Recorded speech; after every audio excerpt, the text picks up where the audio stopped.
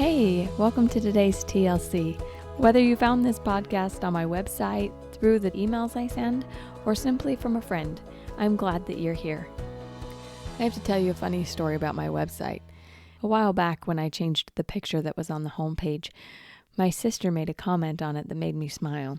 You see, most of my life I've looked a lot younger than I am. And that has its perks sometimes, but other times it doesn't. And when my sister saw this new picture, her comment to me was, "That picture of you looks really well done. And it actually shows some of your wrinkles so you don't look so young. It's great." Now, some of you might think that that's insensitive of her, but for most of my life, people have assumed that I'm younger than I am. When I was younger, it bothered me a lot. I used to try to act a lot older than I was because I was tired of people thinking I was 12 when I was in my 20s.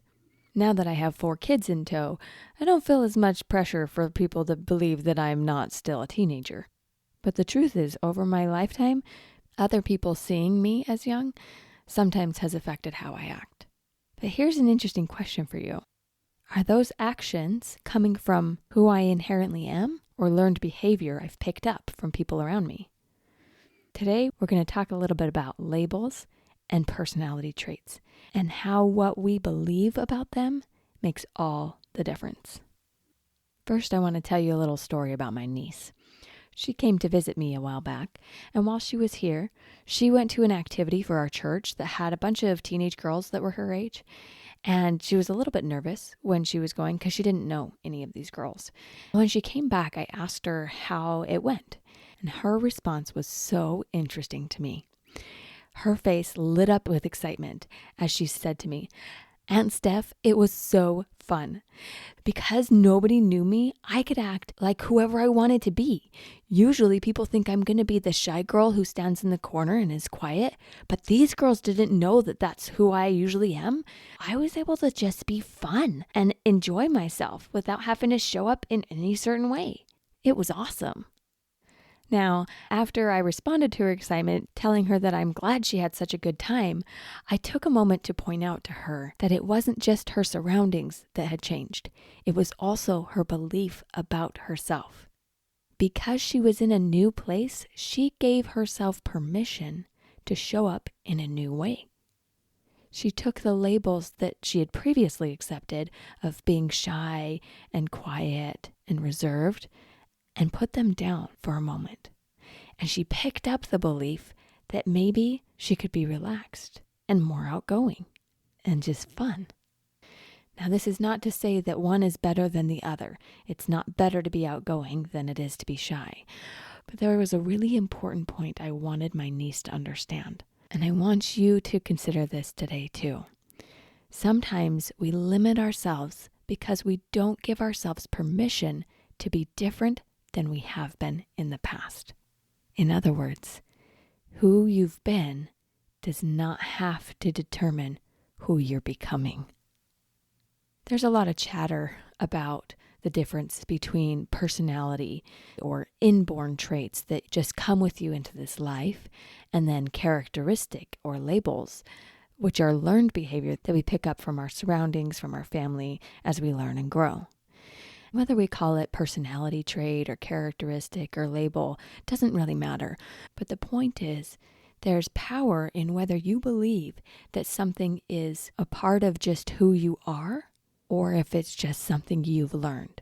That might not seem like an important distinction, but how you perceive that makes all the difference. We often get trapped believing that we are a certain way, and then we wonder why we can't change our behaviors. Well, what we believe and feel channels what we do. And so much of the time we focus on trying to change what we do, but those beliefs are still there, starting that ripple that eventually brings up the same behavior. But if we can uncover a belief and then ask ourselves if it's true and useful to us, a world of possibilities opens up. Here's a personal example from something that's really influenced my life recently. As a mother of 4 boys, there's a lot of noise and chaos in my house. Many times I'm able to run, chase, play, and goof off with my young boys. But there are other times where it gets under my skin. Something that they'll say or do that feels disrespectful to me seems to trigger this control response where I want to stamp out that behavior and right that wrong. This is a parenting trait that I've noticed is a pattern for years.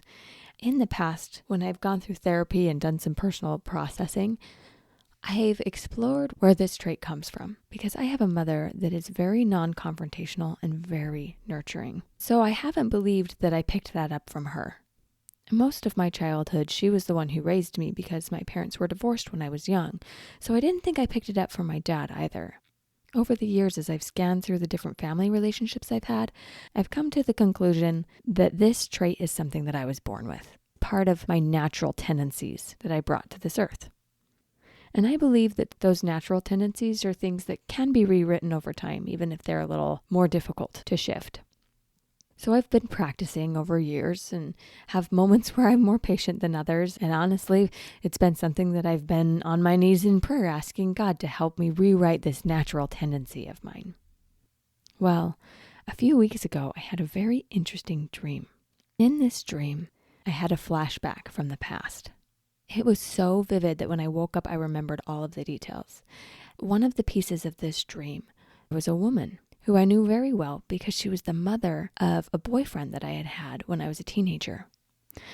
Now, a little bit of context here. My family life at home was really struggling when I was dating this boy. And this boyfriend's family was what I consider to be the ideal family situation. The mom and dad were married. They had multiple kids that had good relationships with each other. They had family dinner together and spent quality family time. They didn't seem to have the big worries that my family had. And I wanted more than anything in this world to just feel like I was a part of that family. But as I dated this boy over about 1.5 years, I noticed that his mother didn't really like having me around. Now that I'm a mother of boys, I can understand a little bit more about why she was so protective of her oldest son. But at the time, it was really hard for me to not feel accepted into this picture-perfect family. I remember watching her every move and trying to be like her so that she would accept me more.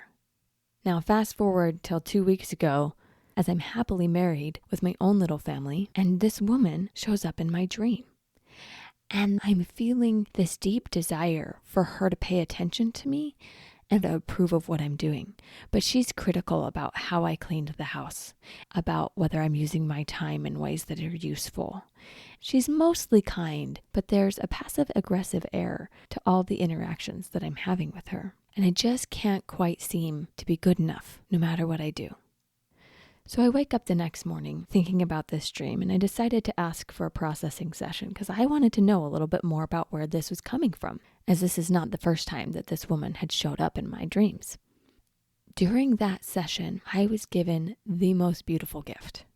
Now, you might have already guessed it because of the background I've already shared, but the realization that I had came out of nowhere for me. In the middle of this processing session, I had a thought hit me like a train. That the energy I felt from this woman in my dream was the energy that I channel when I'm trying to control my children.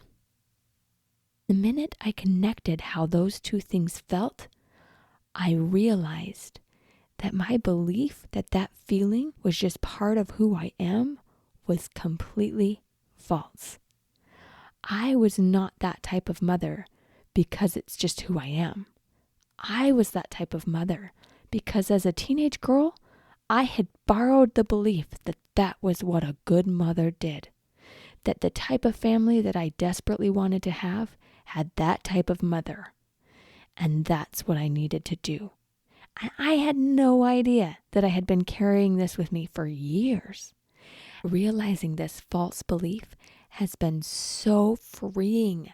I have had so much space for my children because when I start to feel that control welling up in me, instead of saying, this is who I am, but I'm trying to change this, I'm practicing patience, I've been saying to myself, this is not mine. This is hers, and I give it back to her. That simple shift of realizing that that behavior was learned behavior gave me the space to unlearn it in a way that didn't feel so heavy or cemented or stagnant. You see, our brains love to be right.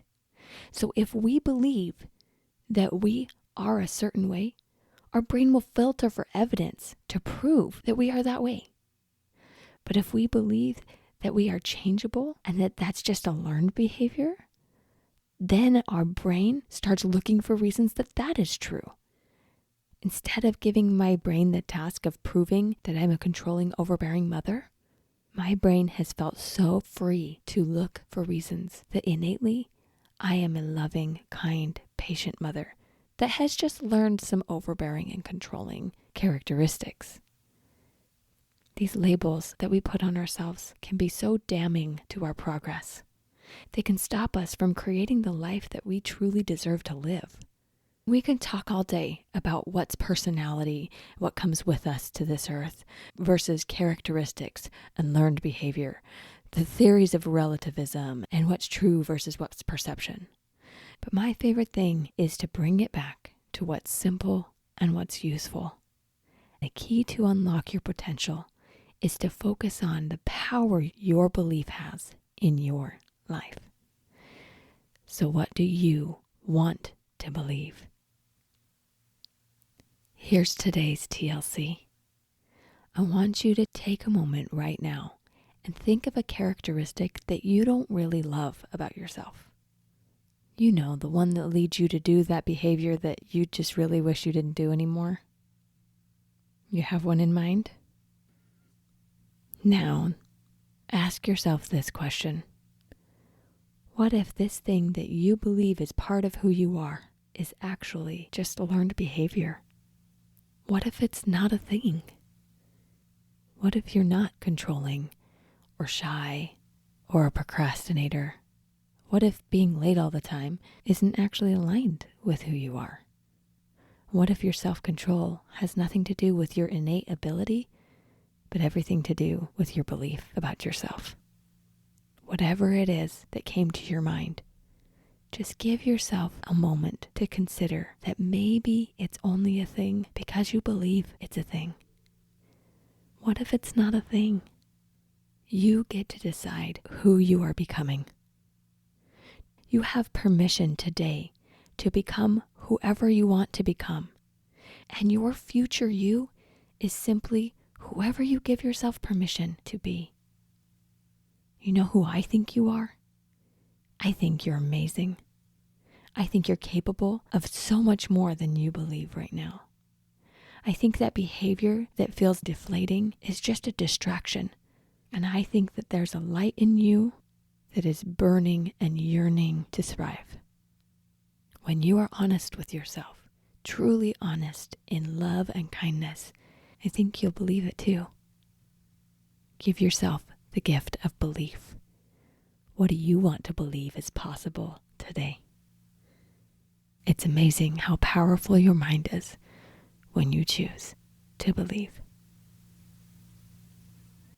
If you want to learn more about how to think light, feel light, and live light, then hop on my website, thelightcoach.com, to schedule a free intro session and explore what's possible for you. That's the LIGHT coach.com. And I promise you, it'll be an adventure that you will never forget.